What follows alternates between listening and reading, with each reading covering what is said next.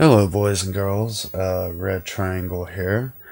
Now, I wanted to do a video on this Trump bipartisan gun control meeting thing when it first came out like a week ago. But yeah, work and life just kind of prevented me from doing that. So anyway, another thing I want to say. This is going to be kind of a long video. I really want all of the context to be there. So I'm just going to be doing like a reaction video, I guess you could call it, you know. And so yeah, go and pause the video now, go get you a snack, maybe a beer. I got my beer. And yeah, strap in and enjoy. One last thing. I've seen bits and pieces of this, and the bits and pieces I have seen are of Trump saying some things that, quite frankly, just piss me off. So yeah, with that being said, I haven't seen like what everyone else at the meeting said, so it's gonna be kind of blind, if you will. Another thing I wanted to add in that regard is, okay, when I voted for Trump in 2016, I did so as a nonpartisan. Okay. How can I put this? I'm not a Trump supporter per se, because when I voted for Trump, I made a promise to myself: if he does something that I don't like, I'm going to call him out on that. You know, I mean, it's only fair, in my opinion. So there's that. You know, if some of you people out there will probably jump my shit and say, "Oh, he's playing 4D chess," and you don't realize it. 4D chess or not, if he says or does something that I do not like, I'm going to call him out for it, and I'm probably going to say some words that might offend your sensibilities. But with that being said, let's get this show on the road. Violence, it can be ended, and it will be ended. First, we must harden our schools against attack. These include allowing people with a certified training, very talented people, to carry firearms. And some people are going to disagree with that, and I understand that. I fully understand that. And if you do, I want you to speak up today, and we'll listen. But 98% of all mass shootings in the United States since 1950 have taken place in gun-free zones, where guns were not inside the school. Or, as an example, you take Pulse nightclub. If you had one person in that room that could carry a gun and knew how to use it, it wouldn't have happened, or certainly not to the extent it did, where he was just in there shooting and shooting and shooting, and they were defenseless. So just remember that. 98% of all mass public shootings in the United States since 1950 have taken place in gun-free zones. It's terrible. You've got to have defense, too. You can't just be sitting ducks. And that's exactly what we've allowed people in these buildings and schools to be. Second, we have to confront mental health. There's never been a case that I've ever seen, I'm sure everybody would feel the same, where mental health was so obviously 39 different red flags. I mean, everybody was seeing them. The local police, the state police, the FBI, everybody was seeing that this guy was sick and nothing happened. Third, we have to ensure that when students, educators, family, neighbors, that when they warn authorities, that the authorities act quickly and decisively, unlike what took place in Florida, which was horrible. Fourth, we have to pursue common sense. I agree with everything you just said right there, pretty much. While a lot of gun grabbers out there don't want to admit it, yes, the majority of these mass shootings do occur at gun-free zones. Now, I don't know what it is with gun grabbers and this gun-free zone sticker mentality. Like they think if somebody carries a gun beyond the threshold of a gun-free zone, then said gun is just going to dissolve or some shit like that. But here in reality, here in the cold world we live in, that doesn't happen. You know what happens? A psychopath, he sees fish in a barrel. That's pretty much it. That's all gun-free zones do. Now, in the case of Pulse nightclub, it kind of causes me a little bit of a little bit of hesitation, because in a lot of states, hell, the state that I live in, Alabama, you could be like me, you could have a concealed carry license. However, if you get caught drunk driving with a gun in the vehicle, they will throw your ass up under the prison. So I don't know what the state laws would dictate. I mean, the way I see it, Poles could do it if you have a pistol on you if you're packing and you're going in there, or hell, for any nightclub in this case, if you go into any nightclub or bar or what have you, and you have a gun, then you have to be a designated driver. Now, beyond that, though, yeah, the laws pertaining to alcohol and firearms, yeah, they're really strict. Measures that protect the rights of law-abiding Americans while keeping guns. And we have to keep the guns out of the hands of those that pose the threat. And this really includes background checks. And I know, Senator, that you're working on things. Joe, I know you're working. And I'm looking at a number of the folks around the table. You're working on different bills. We have to get them done. We have to get them done. And they have to be strong. The background checks, hey, look, I'm the biggest fan of the Second Amendment. Many of you are. I'm a big fan of the NRA, but I had lunch with them, with Wayne and Chris and David on Sunday, and said, it's time. We got to stop this nonsense. It's time. So we've made suggestions to many of you, and I think you're going to put a lot of those suggestions in. Plus, you're going to have your own ideas.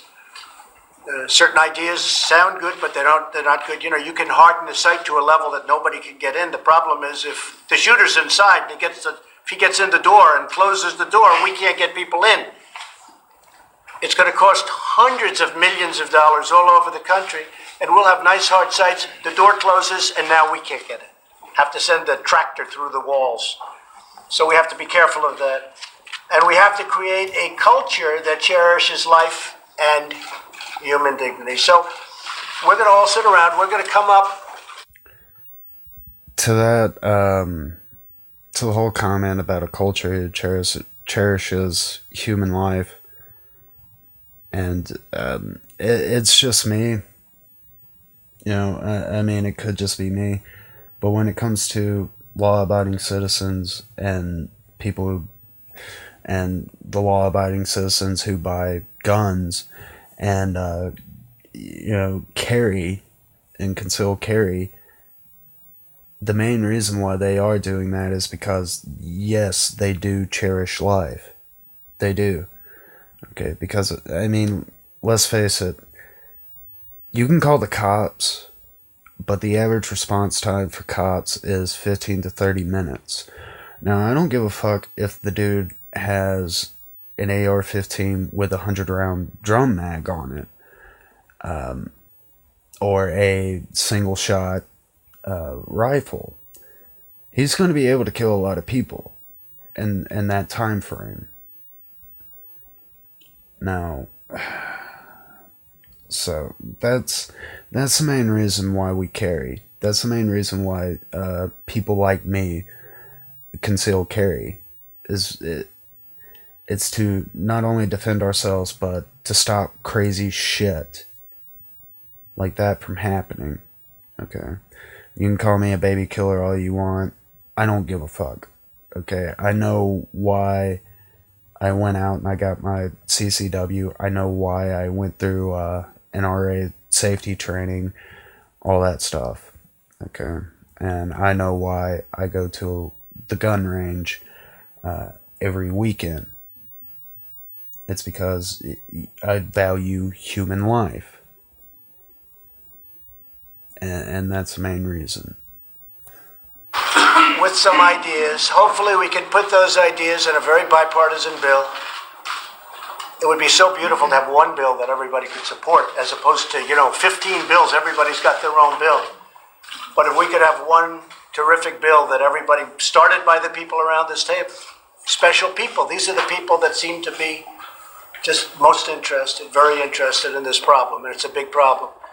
So with that, I think I'd like to start. Maybe I'll ask John, you can start off, and then we'll go back and forth. We'll leave the media for a little while, and they can hear some thought.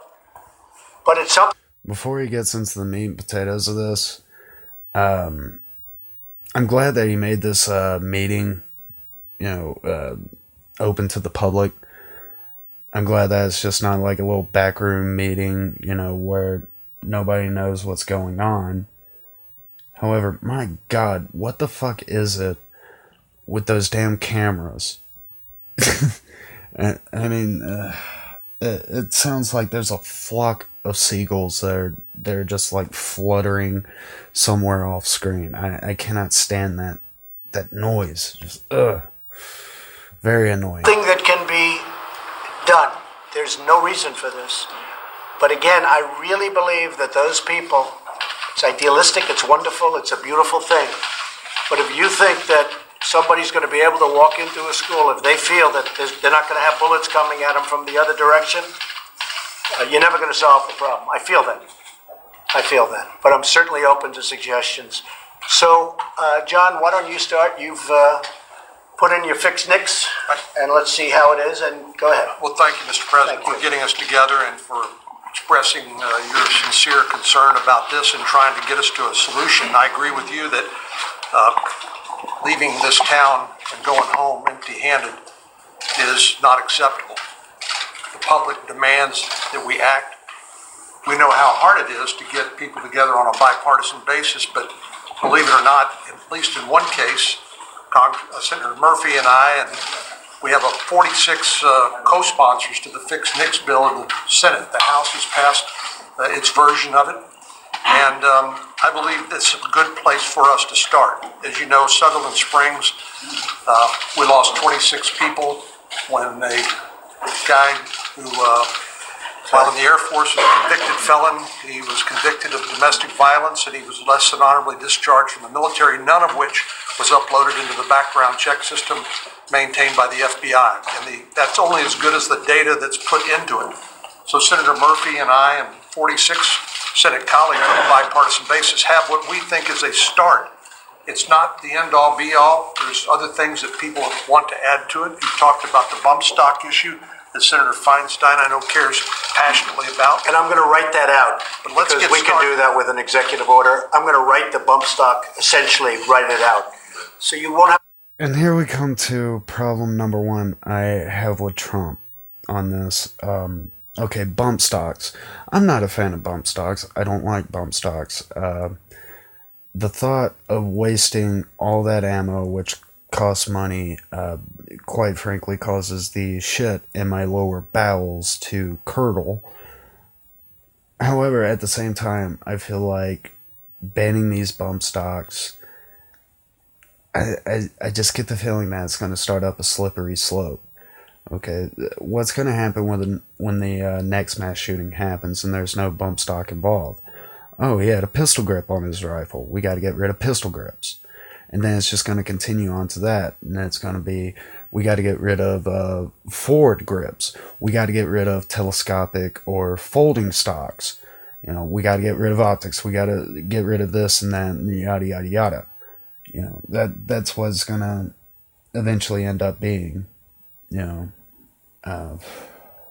that's just me. I could just be overreacting to the whole thing. Another thing about bump stocks, you do not need a bump stock to bump fire. You don't. Back when, I was a stupid kid, I did it once, and the way that I did it, I basically took my finger, put it through the trigger guard, wrapped it around a belt loop, pulled the rifle forward, and you get kind of like a fully automatic effect going on. You can do it with that. You can do it with. I've never done it this way. I've heard of people doing it this way, but I've heard of people doing it with a stick. So yeah, eliminating bump stocks, it isn't going to eliminate bump fire. Don't have to worry about bump stock. Shortly, that'll be gone. We can focus on other things. Frankly, I don't even know if it would be good in this bill. It's nicer to have a separate piece of paper where it's gone, and we'll have that done pretty quickly. They're working on it right now, the lawyers. Go ahead. But we need to get started on things that only we can do, which would be this background check system. People have other ideas. They ought to offer those ideas. I'm not sure all of them will pass, but in the past we've acquiesced to failure and have not done things that we know are within our power to accomplish, like the Fix Nix bill. So I would just like to recommend to you and to colleagues here that we get that done and we build on it. We don't stop there. We build on it, and because none of us want to look these families in the face in the wake of another mass shooting and say we failed to do everything within our power to stop it. And John, Fix Nix has some really good things in it, but it would be nice if we could add everything onto it. And maybe you change the title, all right? The U.S. background check bill or whatever. But your bill is really good and really important, having to do with a certain aspect. But maybe we could make it much more comprehensive and have one bill instead of 15 different bills that nobody knows what's happening. If we can get 60 votes for it, Mr. President, I think you can. Honestly, I think, look, I really believe this is one of the things where you can actually get the 60 votes and maybe easily. Diane, do you have something? Well, I do, Mr. President. Why this? God damn it! Why this bog hag is still in the position of power that she's in is beyond me. Her and John McCain is the reason why I want term limits in Congress and Senate. In the Senate, I mean, oh God, I know this. I know Dianne Feinstein's just gonna start spewing shit from the mouth. I just know it. President, you probably know this, but I became mayor of San Francisco as a product of assassination. I've been the victim of terrorist groups. The department gave me a weapon. They taught me how to shoot it, and we proceeded through the 1970s that way. What I've watched and seen is the development of weapons that I never thought would leave the battlefield, that are out on our streets. And the latest and newest, Mr. Chairman, is the AR-15. What? Ow. Lady. Ow. My head. Okay, the AR-15 is not out on battlefields today. Okay? Furthermore, the AR-15 has been around since, I want to say the 50s. So, yeah, it's been around. It's not a new thing. Okay? Now, if you're talking about the M16 or the M4, which is like an AR-15 platform that's specifically made for the military, which has the capability to go from semi-automatic to 3-round burst or fully automatic, then pat yourself on the back. Yeah, I cannot just walk into a gun store and buy an M16 or an M4 or any automatic weapon for that example, for that argument. So, Yeah, you don't know what the fuck you're talking about. It's got a lot of assets to it, and it's misused, and it tears apart a human body with the velocity. And I've watched the schools shooting. Holy fuck, somebody give Dianne Feinstein a fucking banana sticker and a lollipop. She just described what every gun does. Okay, you know, and if you want to get into calibers, the AR-15, what you're looking at, is a 5.56 or 2.23. That's small potatoes compared to a lot of other calibers out there. One that I can think of off the top of my head is the 308 caliber. Okay, now, me, I'm a hunter. I've seen what 308 can do to a deer, and it is brutal. Very, very, very brutal. Now, the AR-15, the 5.56, and the 2.23, if you ever get the chance, if you don't know by now, look up, like, Google image a 5.56 round compared to a 308 or 30-06 or 30-30 round, for that matter of fact, and you'll see what I'm getting at. I don't want to call it a pea shooter, because, I mean, yes, it is a standard round used within the military. However, at the same time, it's a very small round. It was designed to be that way so, you know, troops could carry more of it, basically. Because at the time, before the 5.56, they were using 308 or 30-06. So, yeah, once again, diarrhea of the brain from Dianne Feinstein. Things in particular, which you pointed out. And I thought Sandy Hook, and I'm delighted that Senator Murphy is here today. We thought Sandy Hook would be the end, and he and I introduced another assault weapons bill after the first one. We didn't succeed with it, but the killings have gone on, the number of incidents have gone up, and I put my case in writing, which I will give you, if I may, in letter form. Good. And secondly, the assault weapons legislation, this is the number of incidents before and of incidents and of deaths. Right. This is when the 10-year assault weapon ban was in, how incidents and deaths dropped. When it ended, you see it going up. Okay. So. Okay, you fucking fossil. You are full of shit. Okay.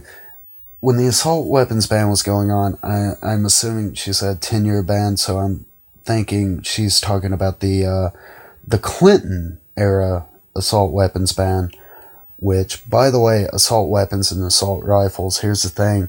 In order for an assault rifle to be an assault rifle, it has to be able to go from semi-automatic to fully automatic or 3-round burst in the flip of the switch. You cannot do that with an AR-15. You cannot do that with a Wasser 10, which is a civilian variant of the AK-47. You cannot do that with that. Second of all, okay, gun crime has been dropping. Just because you take gun crime that involves a handgun and suicides and you conflate them with AR-15s and Wasser 10s and all that, doesn't make it so. Okay, now, the majority of gun crime that you're going to see in California, for example, South Central, or Chicago, or Detroit, you know, all these little fucking areas that have a lot of gun regulation, you know, yeah. The most gun crime that you're going to see come from there have been committed with a handgun. Now, the main reason for that being is because it is pretty fucking hard to shove an AR-15 or a Wasser 10 into your waistband. Handguns are more concealable. Therefore, you're going to have a lot more gangbangers and a lot more criminals use handguns. Okay, so don't piss in my ear and tell me it's raining. Don't conflate handguns and rifles. Just don't. Oh, Senator Murphy Take a look at it. and 26 of us have co-sponsored a new bill. I would be most honored if you would take a look at it. I will. And we will get it to you and let us know what you think of it. I will. Thank you. Thank you very much. Chris, go ahead. Mr. President, Mr. Vice President, thank you very much. Thank you for taking this seriously. Our hearts go out to Parkland. We know, having gone through this in Sandy Hook, that community will never, ever be the same. And I want to bring us back to this issue of background checks, if I could, because I think there's real opportunity. I agree. There is no other issue out there in the American public today like background checks. 97% of Americans want universal background checks.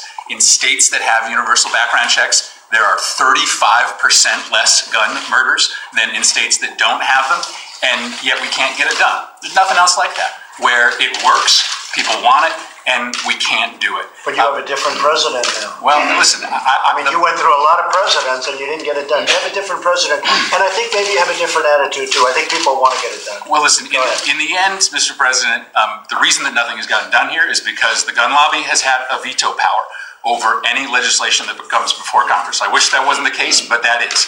And if all we end up doing is the stuff that the gun industry supports, then this just isn't worth it. We're not going to make a difference. And so I'm glad that you sat down with the NRA, but we will get 60 votes on a bill that looks like the Manchin-Toomey compromise on background checks. Mr. President, if you support it, if you come to Congress, if you come to Republicans and say we are going to do a Manchin-Toomey-like bill. That's a bold statement, fella. I hate to break it to you, but I don't know if you notice, not every Republican is beholden to Trump. I mean, they may kiss the boss man's ass, but yeah, that's just the way it is. To get comprehensive background checks, it will pass.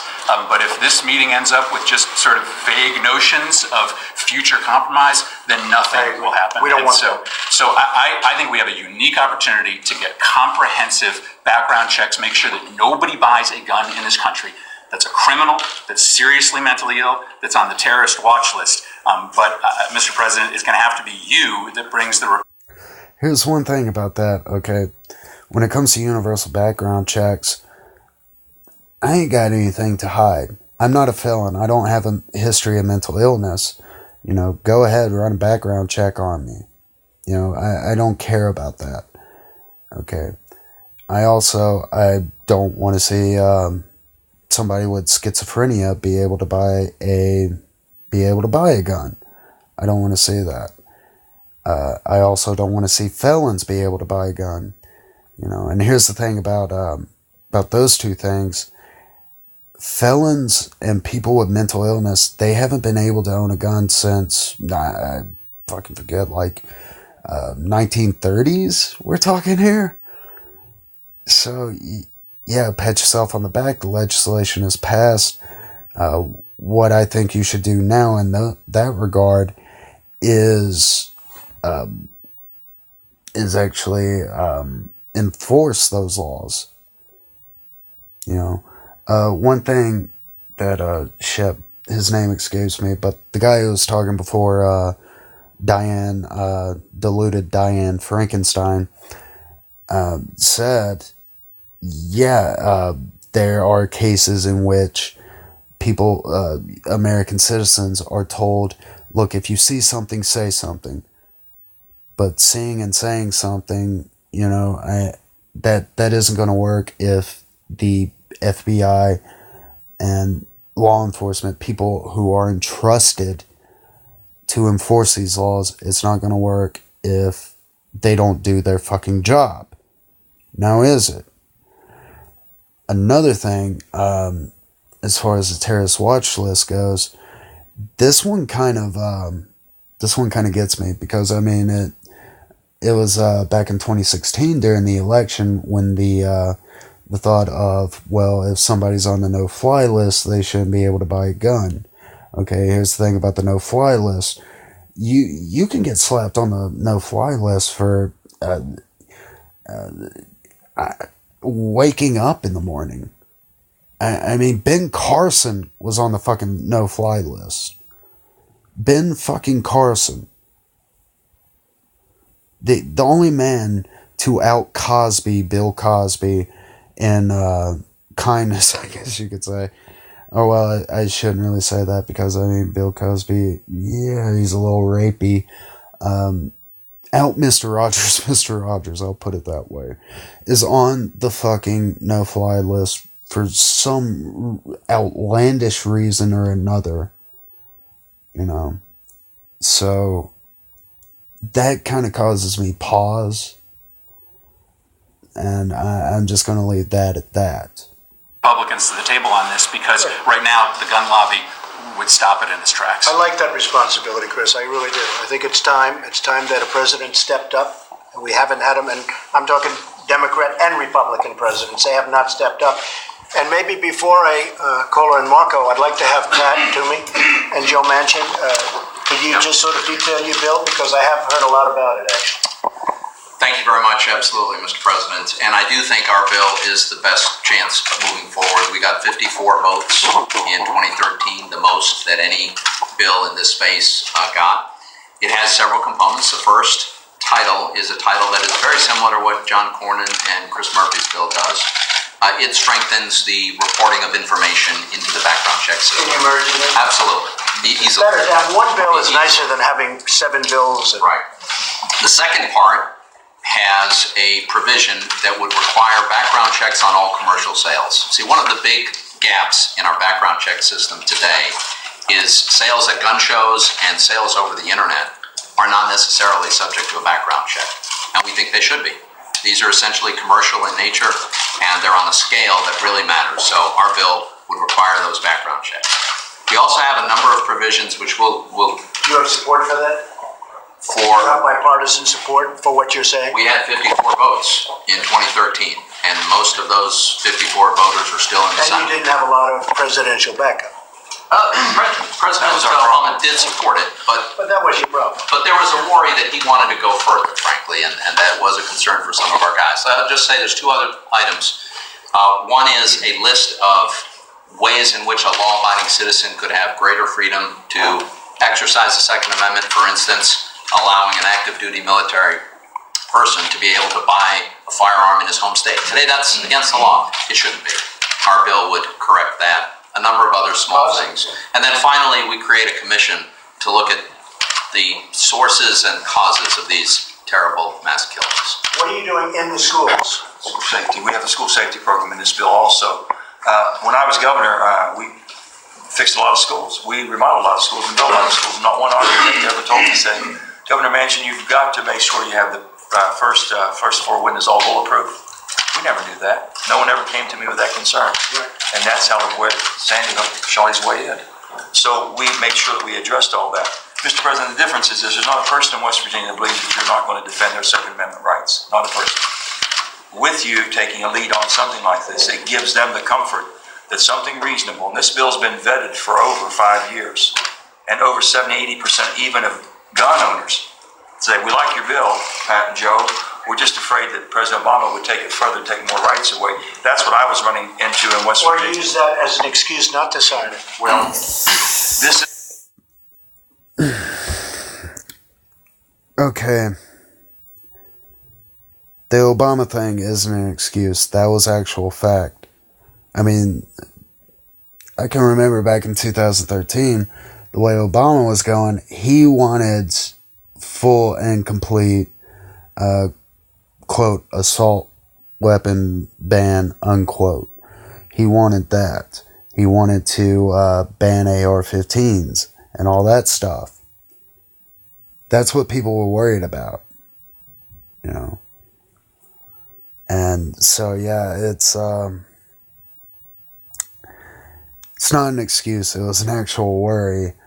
Furthermore, Trump, I hate to call you a hypocrite, but you've kind of used Obama as an excuse before. This comes But he down... was not proactive in getting a bill signed, in all fairness. Well, and in all fairness, this is a bill that basically, with your support, it would pass. It would pass. And we think it basically takes commercial sales. Any commercial And maybe to that bill, if we use that as a base, you could add some of the things that are going to be said in the room, or you may not want to, but there are going to be things that are going to be said today that I think will be in addition to yours, John, which you can add almost everything because you know what that involves. I think it would be a very positive thing in terms of background checks. If I can just say this, Mr. President, on this piece of legislation here, without background checks on commercial transactions, so if a person basically, when the terrorists basically say, hey, go down to the local gun show and get whatever you want, because you can be in a gun show.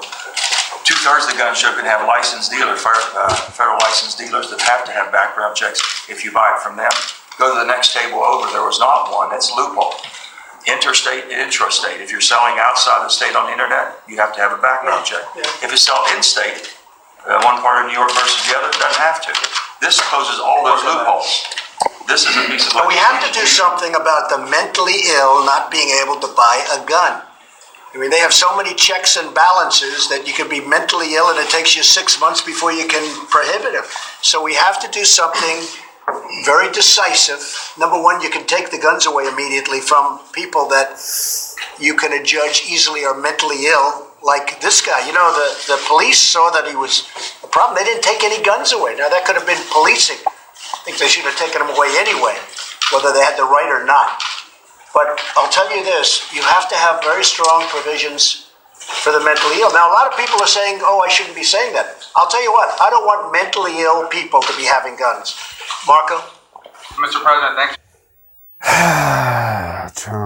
Trump. Okay, here's the thing. There's a reason why there's a lot of checks and balances in that department, and that's in order to keep one person from just saying he's crazy, his rights need to be infringed upon. That's the reason why. Okay, instead of just taking one person's word for it, give the accused a day in court. I mean, another thing, let's throw another amendment into the equation, okay? Let's throw the First Amendment into that equation. You, Donald Trump, there's a lot of people who think that you're insane.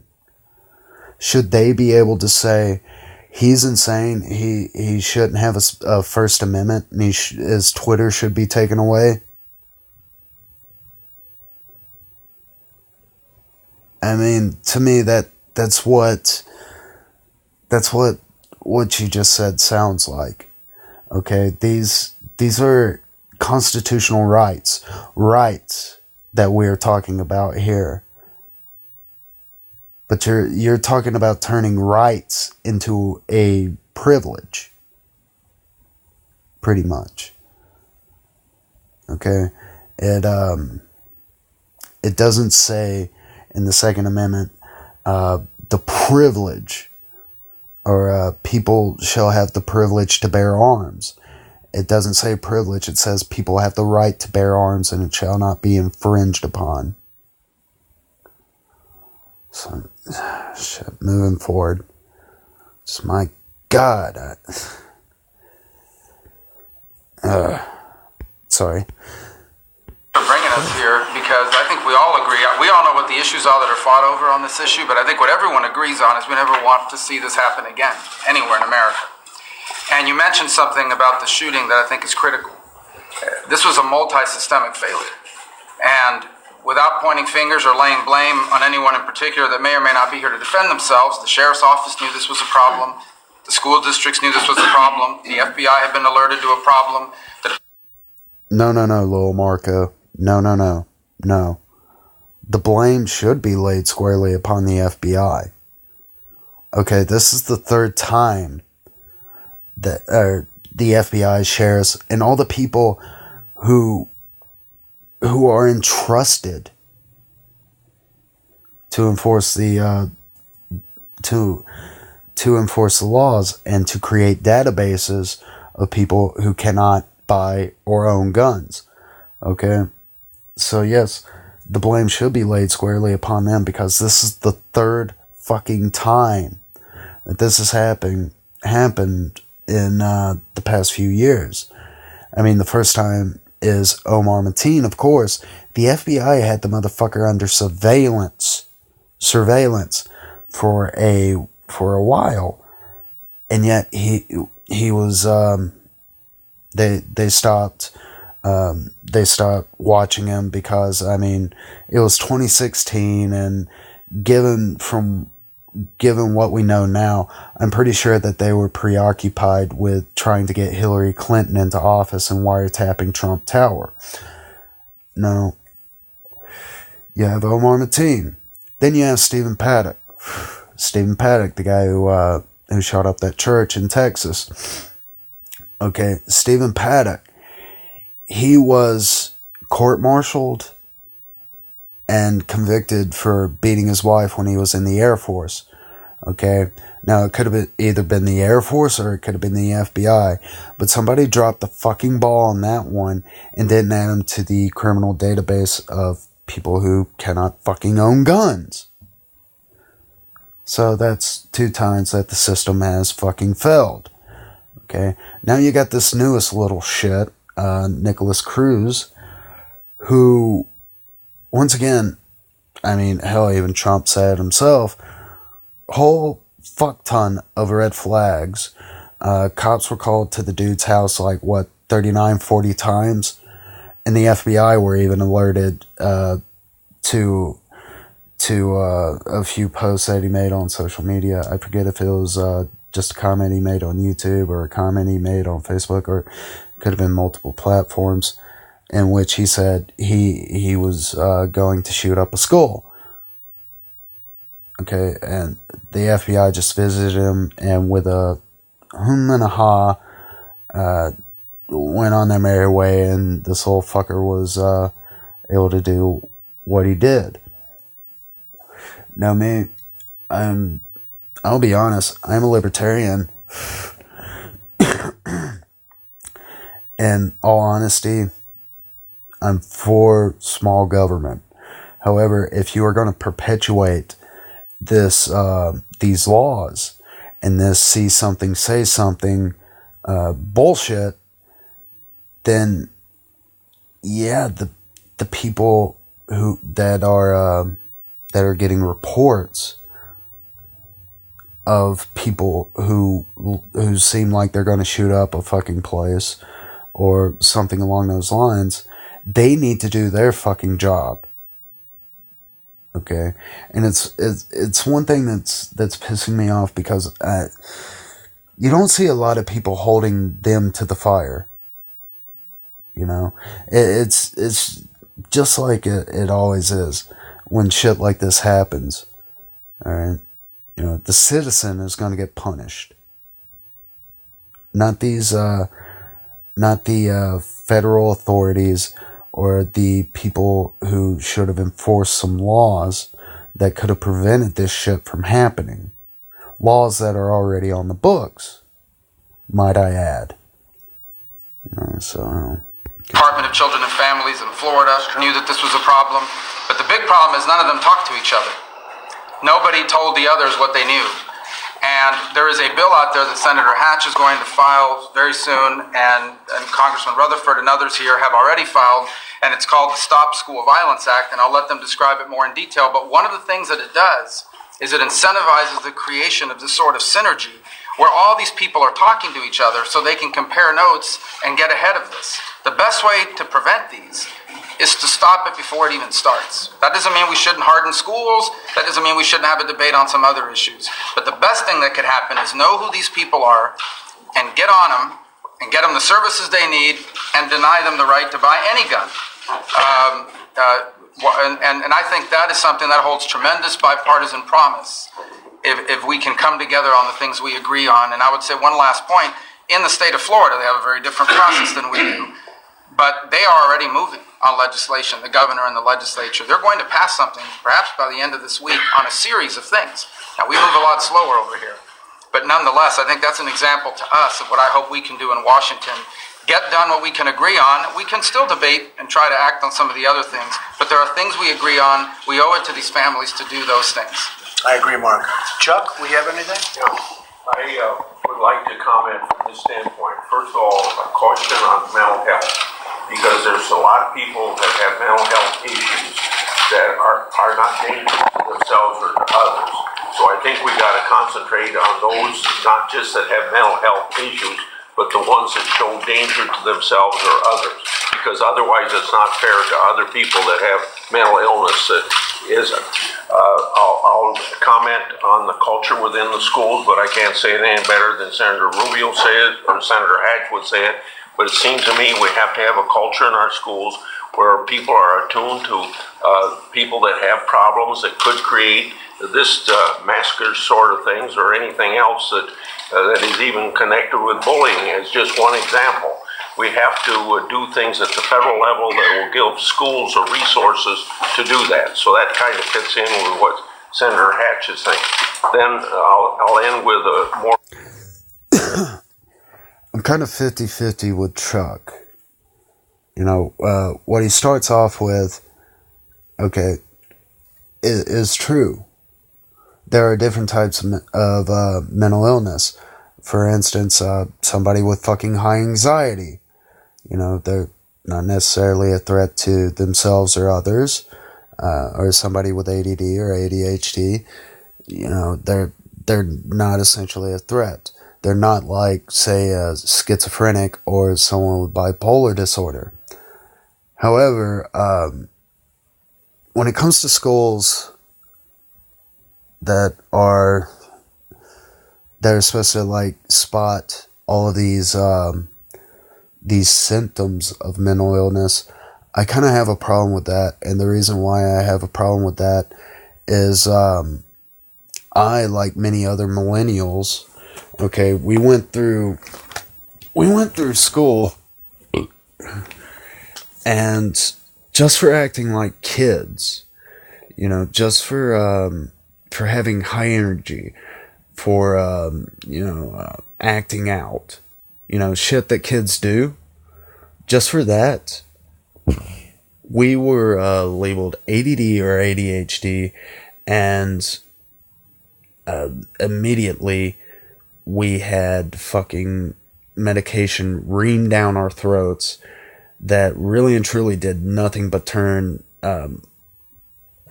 my entire generation into a bunch of fucking basket cases and junkies. You know, so I have a problem with schools being given the power to do that. Now, however, if it's a situation where, like, the principal calls up little Johnny or little Susie's parents and says, hey, we noticed this about little Johnny or Susie. We think they might be mentally ill. You know, here's a psychiatrist. Go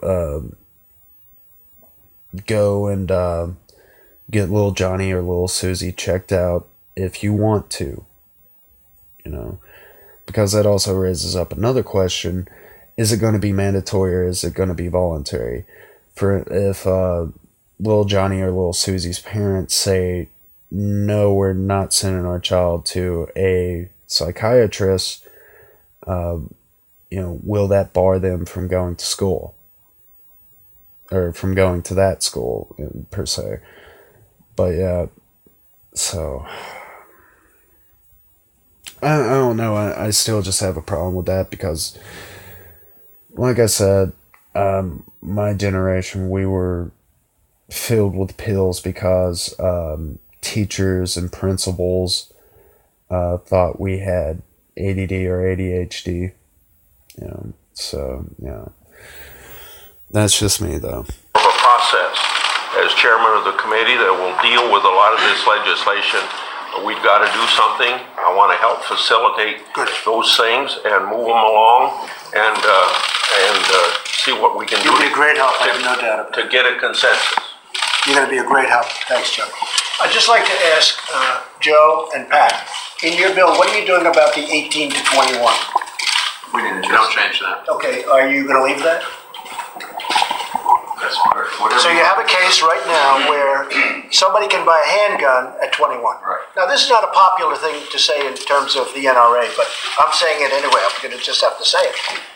But you can't buy, I mean, think of it. You can buy a handgun. You can't buy one You have to wait till you're 21. But you can buy the kind of weapon used in the school shooting at 18. I think it's something you have to think about. We just signed that. So, I'll tell you what, I'm going to give it a lot of consideration, and I'm the one bringing it up, and a lot of people don't even want to bring it up because they're afraid to bring it up. But you can't buy a handgun at 18, 19, or 20. You have to wait till you're 21, but you can buy the gun, the weapon used in this horrible shooting at 18. You are going to decide. The people in this room pretty much are going to decide. But I would give very serious thought to it. I can say that the NRA is opposed to it. And I'm a fan of the NRA. I mean, there's no bigger fan. I'm a big fan of the NRA. They want to do it. These are great people. These are great patriots. They love our country. But that doesn't mean we have to agree on everything. It doesn't make sense that I have to wait till I'm 21 to get a handgun, but I can get this weapon at 18. I don't know. So I was just curious as to what you did in your bill. We didn't address it, Mr. President. Look, I think you know why? Because you're afraid of the NRA, right? No. Okay, I got something to say about this. Trump, have you ran this through your fucking skull? Okay. Maybe it's not the NRA. Maybe it's the fact that at the age of 18, a citizen can be conscripted and forced into a foreign fucking war, or hell, even enlist in the military and end up fighting in a foreign war under the guise of protecting freedoms. Freedoms that at the age of 18, they cannot partake in. Do you not think that that's a little fucked up? But I tell you what, I'm a reasonable person. Raise the age of conscription and enlistment, and then talk about raising the age for buying firearms. Okay. Furthermore, one thing that just, I swear to God, I thought I was going to bite my lip off, but hearing Dianne Feinstein, like at the opening of that, will you sign it? Will you sign it? Will you sign the precious? You know, that, oh, why is that bitch here? Why in the fuck is she still in politics? Her and John McCain both, they're fucking fossils. They've been in this fucking game since the 60s and 70s. Why in... just God. I'm sorry, let's continue before I go off on a ramble. Not an issue, but no, the NRA 5 years ago. Yeah, It never came up. It's a big issue right now. A lot of people are talking about it. But a lot of people are afraid of that issue, raising the age for that weapon to 21.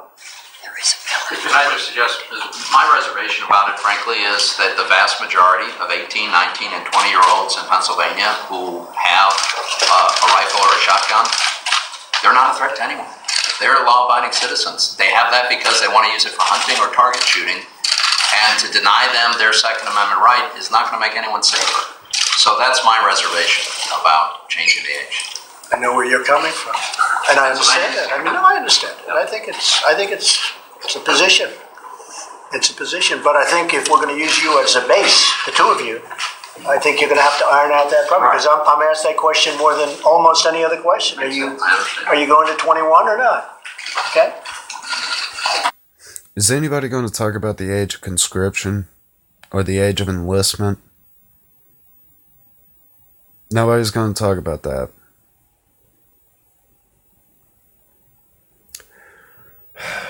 I mean, I shouldn't really expect any less from fucking Washington, but I mean, that's just me. I mean, when you're 18, you can go and get your fucking balls blown off in the under the illusion of fighting for freedoms that you cannot partake in. But I mean, shit. And I know I'm going to get a lot of people who jump on me for that. But let's face it, wars like over in Vietnam and Iraq, those wars weren't to protect the freedoms that we enjoy here in America. They weren't. And if you think that way, you're deluded. Anybody? Yes. Steve. I sit around this table like many as a father of four, as an uncle. I was with Congresswoman Esty when she won her election. We were campaigning at the same time, and Newtown happened while she was campaigning. The first 4 words you said today, Mr. President, struck with me. Says, we need to act. Right. True. But the only worse thing than doing nothing is doing something that doesn't achieve the intended result. You were in business your entire life. I was in business for 28 years. Business is not about activities and doing things. It's about a result. The act of shooting kids is cowardly. Moms and dads want to know that when they drop off their kids, they are safe. This morning I came in early. I bypassed the gym, gave me an excuse perhaps to bypass the gym and go in and spend some time thinking when nobody else is in the office at 7 a.m. And I just put together a sheet of the 14 mass killings, and Congress defined mass killings following the Newtown incident. That means if there are 3 or more people who lost their lives, and it's considered a mass killing. Since Columbine, we've had 14 of these in our country. And my staff put together a nice spreadsheet, but I was handwriting this morning, looking at where did it happen, what year, how many died, what was the age of the shooter. If under 21, how was that firearm obtained?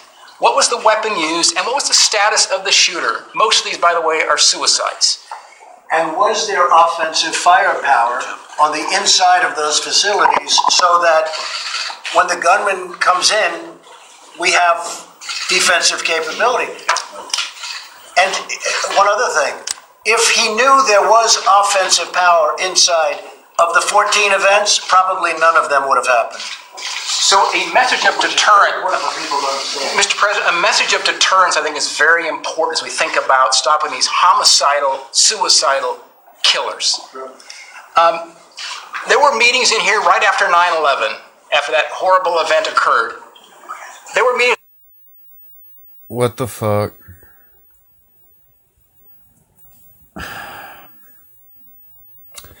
Nine eleven.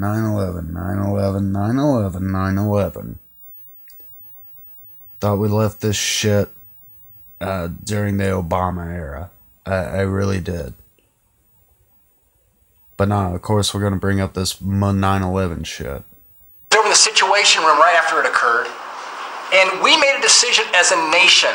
We're going to secure our skies. We can never let that happen again. We had to restore the trust of the public to get back on airplanes. Mr. President, we need to secure our schools because parents want action now. We have some huge... Okay, dude, here's the thing about 9/11. I don't know if you remember, but I remember.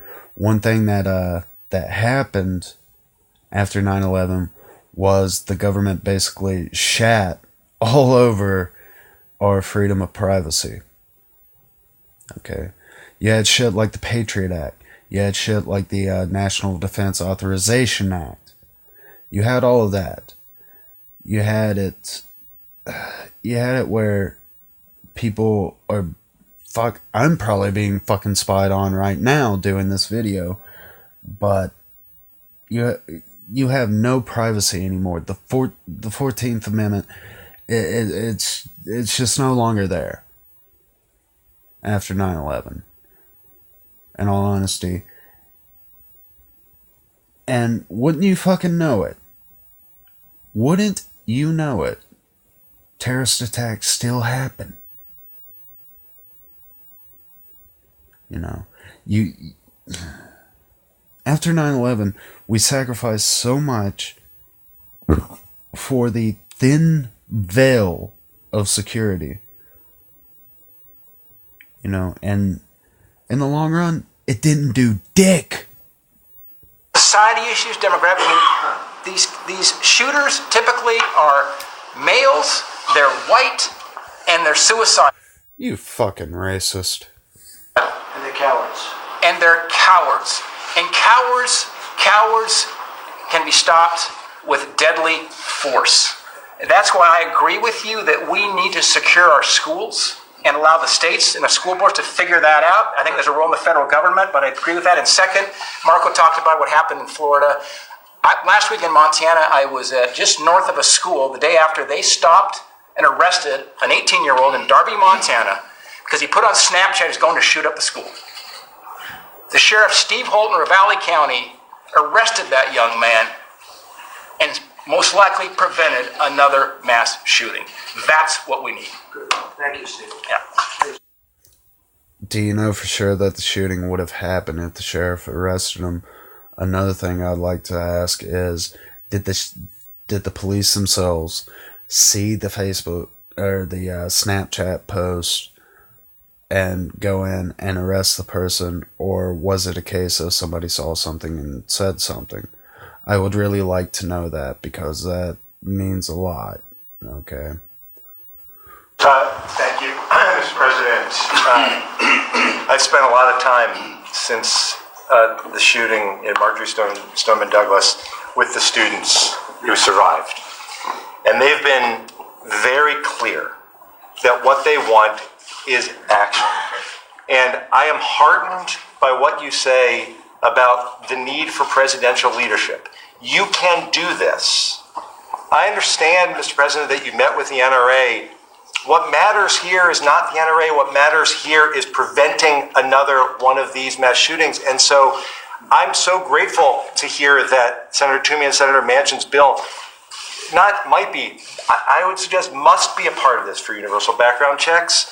There are so many things that we can do right now. The only thing I would add, you started, Mr. President, by pointing out that there would be differences of opinion. Please know that there are great differences of opinion on the question of whether having teachers armed with guns firing back at a potential mass shooter is the answer. I don't think it is. Many others don't.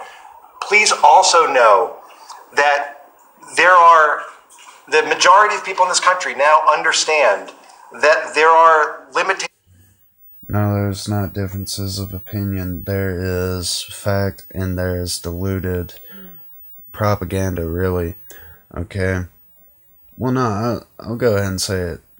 There's insanity. There's doing the same thing over and over again and expecting a different result. Okay, I don't like the harsh reality of it, but the harsh reality of everything that we see now is that, once again, I said it before, I'll say it again, gun-free zones are really in the eyes of psychopaths like Nicholas Cruz, like Stephen Paddock, like Eric Harris, Dylan Klebold, like Omar Mateen, like all these mass shooters. They're nothing more than fish in a barrel. That's the harsh reality of it, you know. And I hate the fact that we live in a world where teachers might have to pack. But you know what? If it puts a moment of fucking hesitation into a psychopath's head, you know, and if a teacher with a gun who is properly trained and knows how to use said gun can take down the shooter before the shooter kills like a fuck ton of people, if that's what can happen, let's fucking try it. Let's try it, because this gun-free zone shit isn't working. On the Second Amendment, you cannot own an automatic weapon, you cannot own a bazooka, and so there is no reason to continue to sell to people a weapon of war like this. I know there are differences of opinion. Okay, you and that... Once again, the AR-15 is not a weapon of war. No, it's semi-automatic. It's a semi-automatic carbine. It's not an assault rifle. It's not an assault weapon. It's not a weapon of war. Stop trying to paint something other than what it is. Just hope that we can act, that we can show the American people and the kids and their grieving families in my district that with presidential leadership, it doesn't matter what Congress says, that you can help push this forward and that we will consider everything, including those issues. And I appreciate that. It shouldn't matter what Congress says, because if it's just all on the shoulder, if something can happen just by the word of one person, then you don't have a democracy, you have a dictatorship. You fucking idiot. The fact is, a lot is up to the states, and that's good. And the states are going to feel differently. Texas, as an example, is very much as to what I'm saying, and you've done very well. You haven't had 8 states, this problem. 6 more considering. So we have 8 states, yeah, and we have another 6 or 7 or 8 considering. And that's okay. And you may be different, and you may have a very good thing for your state. So I don't think the states have to be the same. What does have to be the same are the background checks and all of the data, whether it's NICS or all of the things that we're going to be adding. That has to be very much the same. You have to be able to share with states and share with localities and all of that. But I agree with you. I do think this. I think that some states are different. Some states are going to do what Texas does, and some states don't want that program. I think it's a good program, but some states don't want that program. The reason I like it is that I really believe it's going to prevent it from ever happening, because they are cowards, and they're not going in when they know they're going to come out dead. They're not going into a school when they know they're going to come out dead.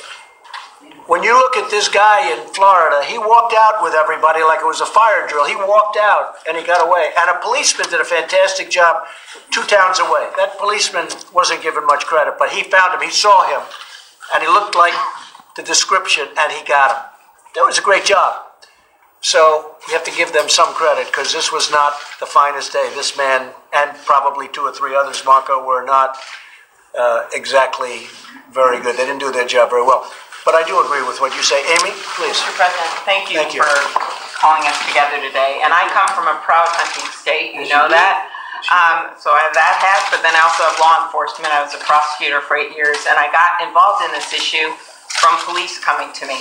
And one of the issues they raised for years was the fact that there was this gun show loophole, and there were issues with commercial purchases that didn't allow them to get the information they need to make sure that the people were safe. And that's why I've been such a strong supporter of the Manchin Toomey bill. It's not going to fix everything, but it is a good base to start with. And I want to just make one more case. It's the best we've ever done, too. And I want to make one more case, and we appreciate your support for that bill from a different perspective. And of course, I support Diane's bill and other things. But the states that have these background checks, they have a 38% lower domestic homicide rate. This is domestic violence. And for those cases especially, it makes a major difference. And this number, for you to keep with you, 6,000 women in 10 years were killed by a partner, whether it was a spouse, a boyfriend. 6,000.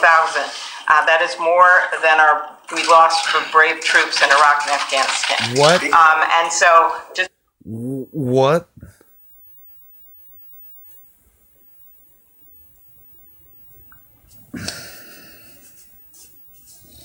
Just what?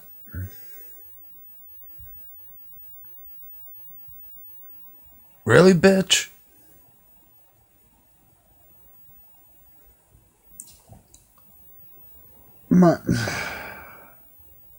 I'm gonna need another beer. Did she really just say that?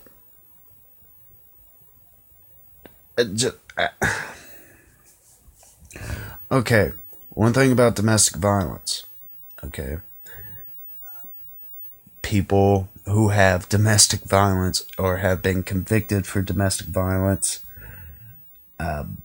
yeah, they're one of the people who cannot legally buy a gun. I mean, I wouldn't expect you to know that because you think that less than 6,000 people died in Iraq. Less than 6,000 of U.S. troops. Fuck you, lady.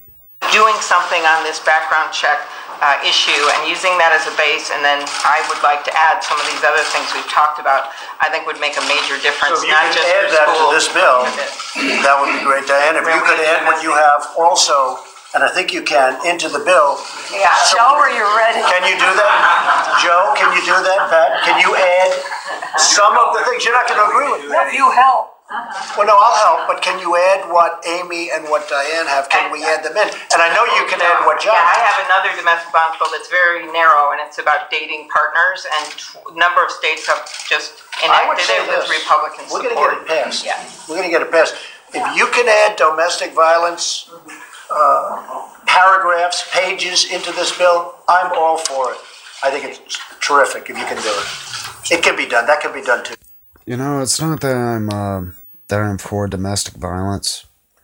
It's just that we went from like stopping school shootings to stopping domestic violence. No, furthermore, and just the way that dopey bitch opened up her argument, that just, oh God, that was a... That caused a 401 error. I mean, oh, fucking hell. Mr. President, can I respectfully recommend that Steve Scalise, the vote counter in the House, is going to be in a key role in all this, and he's had a personal, near tragic experience with one of these mass shootings himself. Good. Well, I appreciate, Mr. President, you convening everybody. Thank you, Senator Corner, my whip counterpart. The House did pass a bill, the bill dealing with fixing problems with our background check system.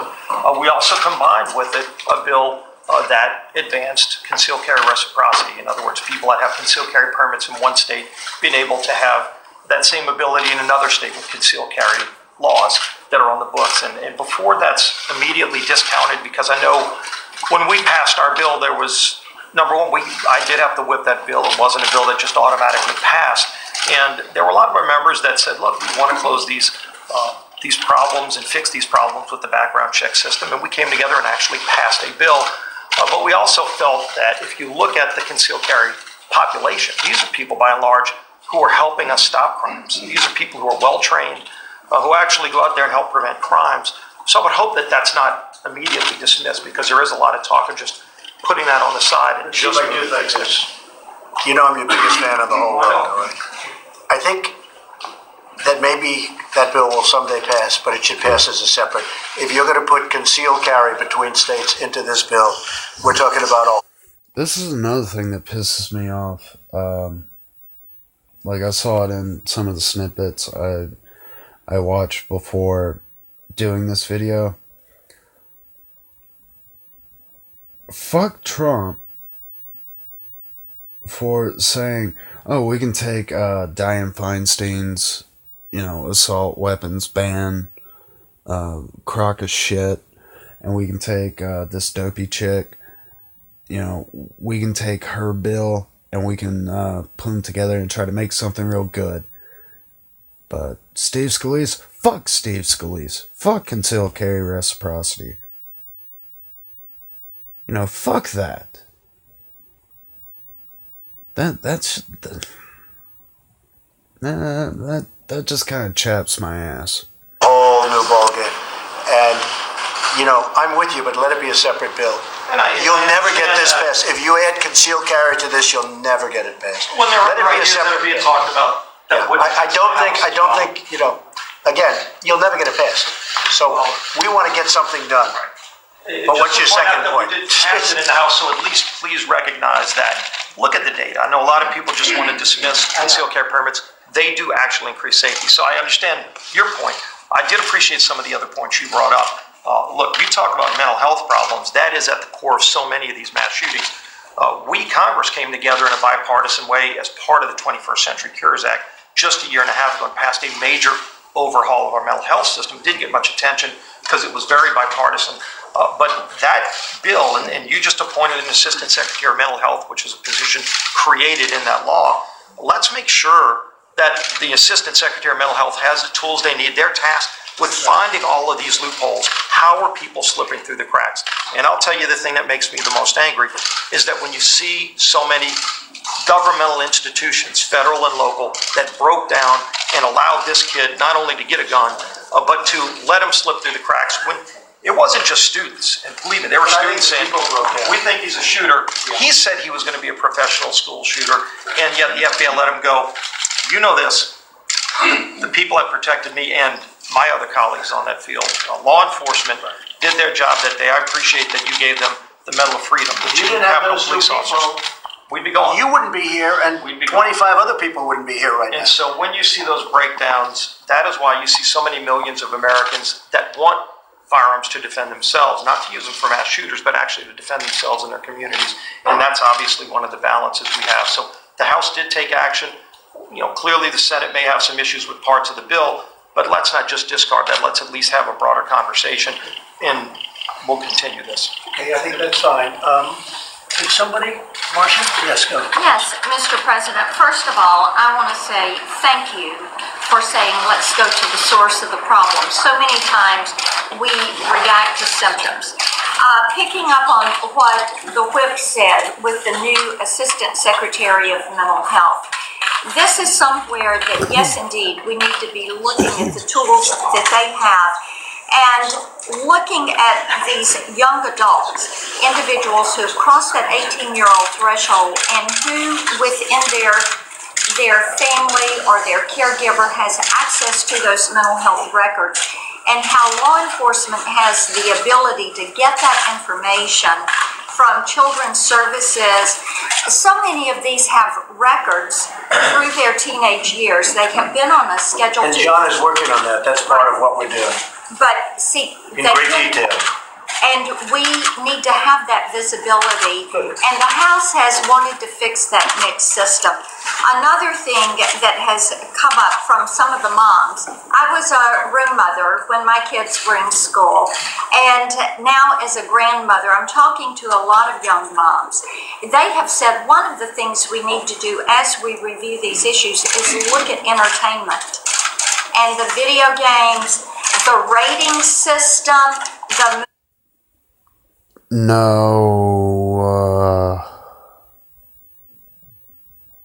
we are not going down this fucked up Jack Thompson rabbit hole. We are not.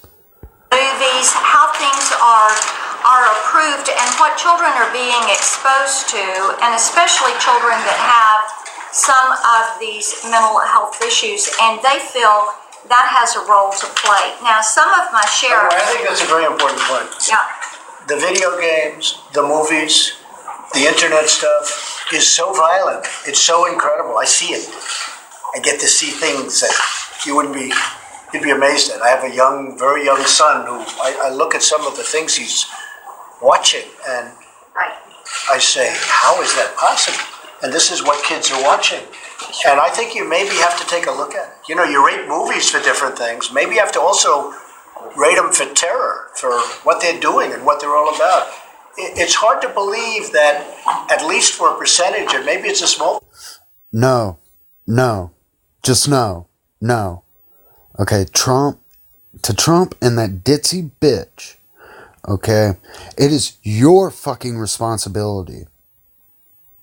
It's not the government's responsibility to moderate what your kids watch, okay? Don't fucking punish everyone else because you're a shit parent. You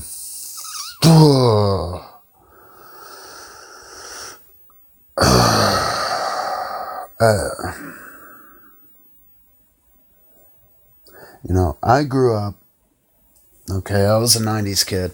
I grew up in the age of PlayStation. As you can tell by my avatar, I am an avid Silent Hill fan. I played that at a very young age. I played Resident Evil at a very young age. I played Grand Theft Auto. I watched fucking Predator.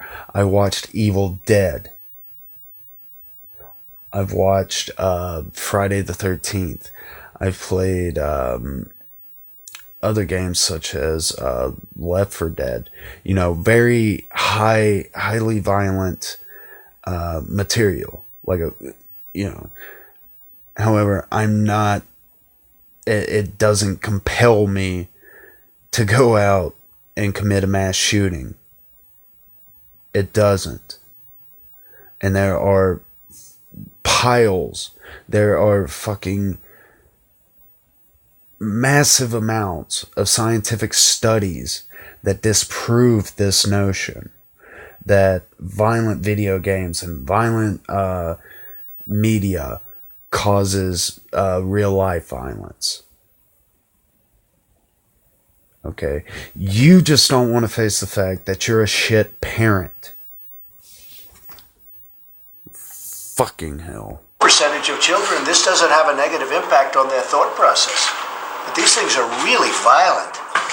Please. Some of the young moms have mentioned this, that they're very concerned about that exposure and children being desensitized to violence. So they would like that. One of my sheriffs, Sheriff Eddie Suggestion to those young moms, change the fucking channel. Tell your kids that they cannot watch this. Tell your kids that they cannot play this video game. Just a thought. Have any of you tried that?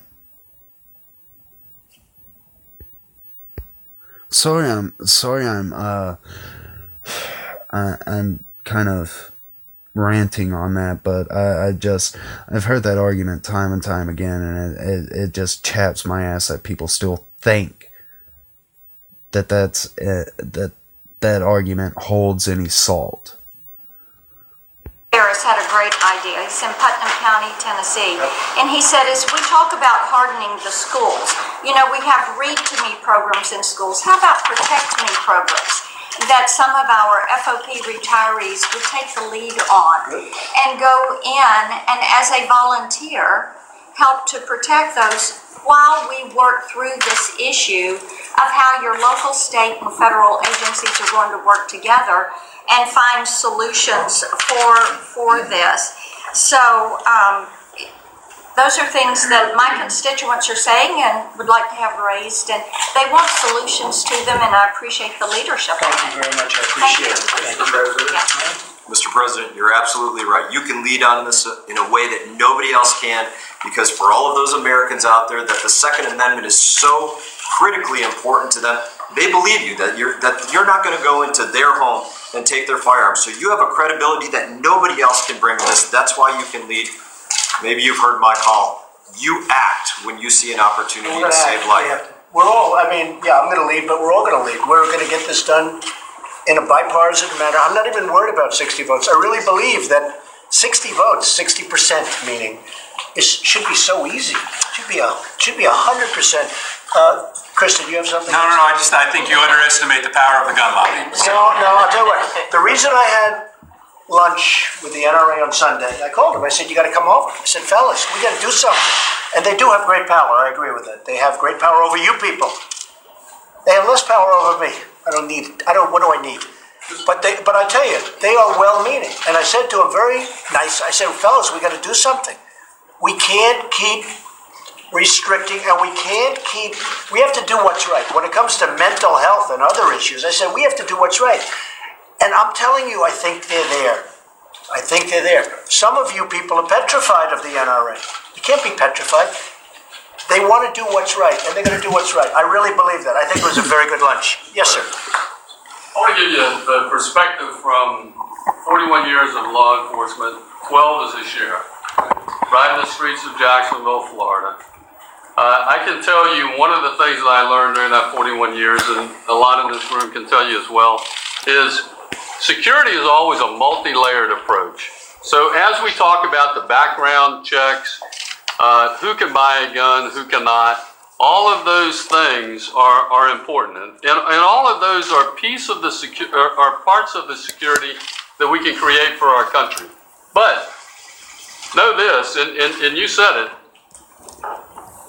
all of that can break down and someone go into a gun-free zone and just kill at will. Defenseless people. They're defenseless. So number one for security from a law enforcement perspective is you have to have the only thing, and it sounds cliche, but it's cliche because it's true. The only thing that stops a bad guy with a gun is a good guy with a gun.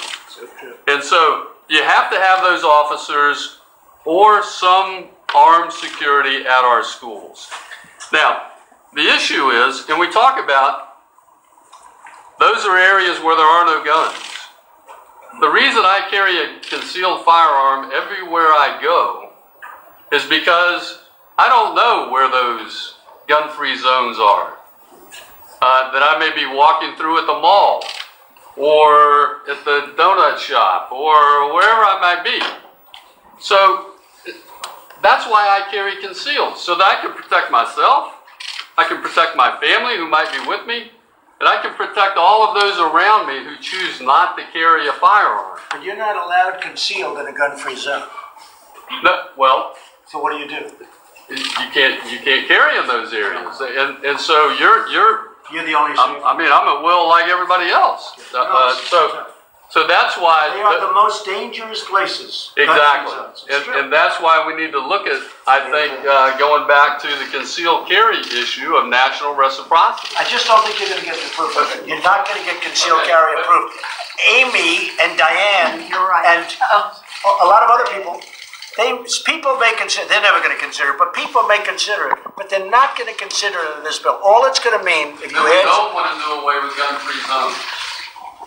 As far as I'm concerned, I would do it with the military. In fact, I'm looking to get rid of gun. 5 incredible soldiers, 3 of whom were championship shooters, that were nowhere near their gun, and this whack job walked in and killed all of them. And they were defenseless, and if they had their guns, he would have been gone in a second. And every time I walk into someplace carrying concealed, I end a gun-free zone. Whether it's a restaurant, whether it's a I want to get rid of them on military bases to start, because you know what's happened there. And let me close with this, because the mental health piece, I think, is critical for law enforcement. We actually take folks who are a danger to themselves or others. We Baker Act them in Florida. It's called the Baker Act. It's a crisis stabilization process. They're there for 3 days, 72 hours. They get stabilized. They get out. We have to give them their guns back. I tried not to do that one time and actually got sued and lost the case. Had to give the guns back and we got fined. So the state of Florida has this bill that was mentioned earlier that the Senate just passed. It has these risk protection orders built in this. Right. And there's some states that already have that, I believe. And I think those are going to be critical for law enforcement to help take the guns out of the hands of these individuals who we know should not be carrying. And then we need to make sure that those individuals get placed into the national background check system. And Mr. President, the Vice President state of Indiana has done a good job. Yes, go ahead, Mike. Well, the category, you spoke about it, the gun violence restraining orders.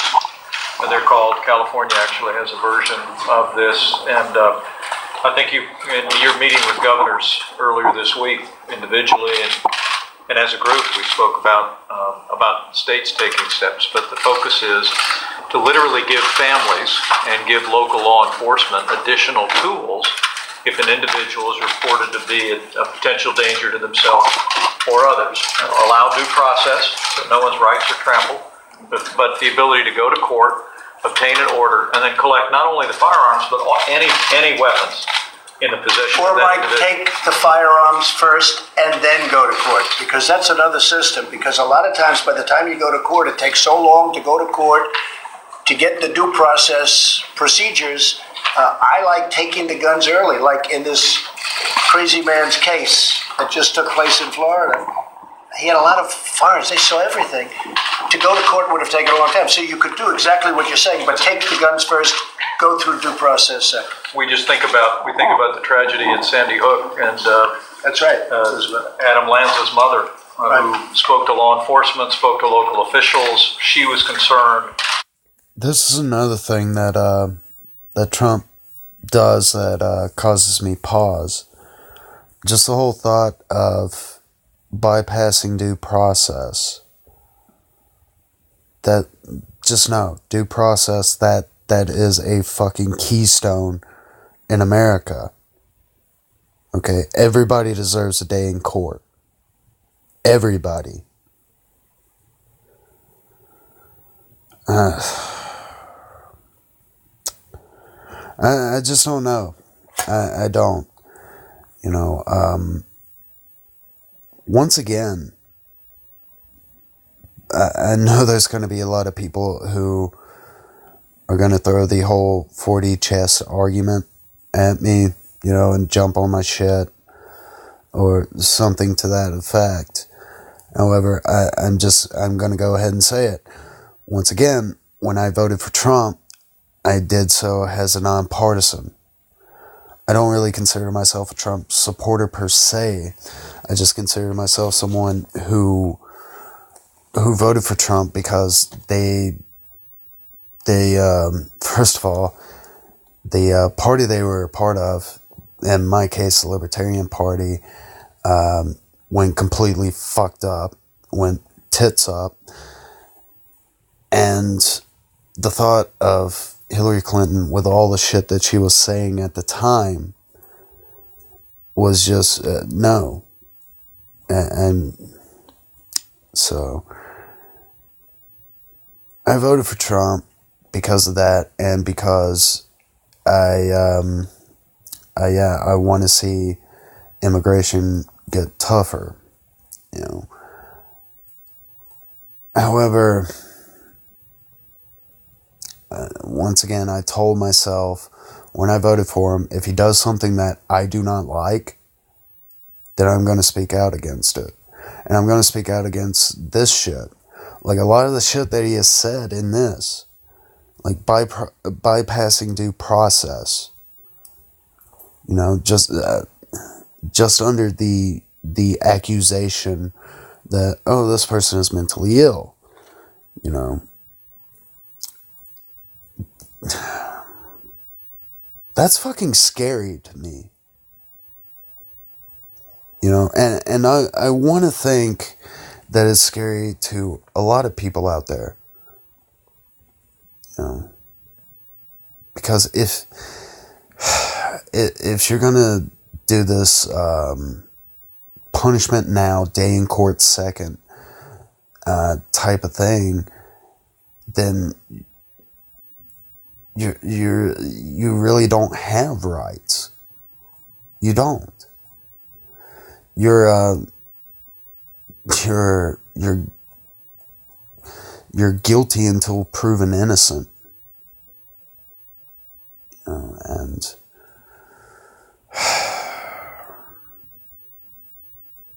I don't know. I mean, part of me hopes that he is, that the whole 4D chess thing is true. But if this is,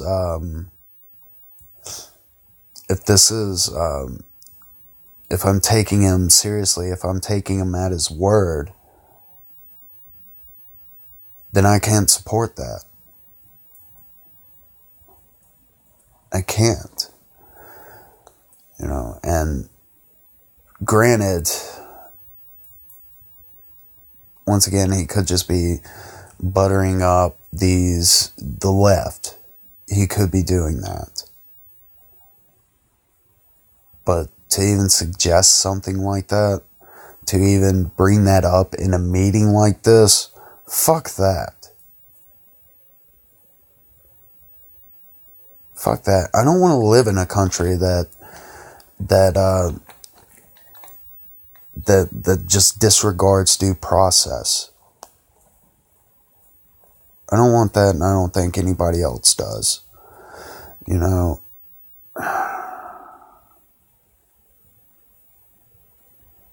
Anyway, this video's gone on long enough. I'm kind of buzzed. So yeah, guys, on to the outro. Hey guys, Red Triangle here. Welcome to the end of the video. I'm glad you made it. Anyway, if you like this video, be sure to hit that like button, subscribe, and most importantly, comment below. Not because I want my stuff to hit the front page of YouTube, but because I genuinely have an interest in what people have to say. Thanks for watching, and peace.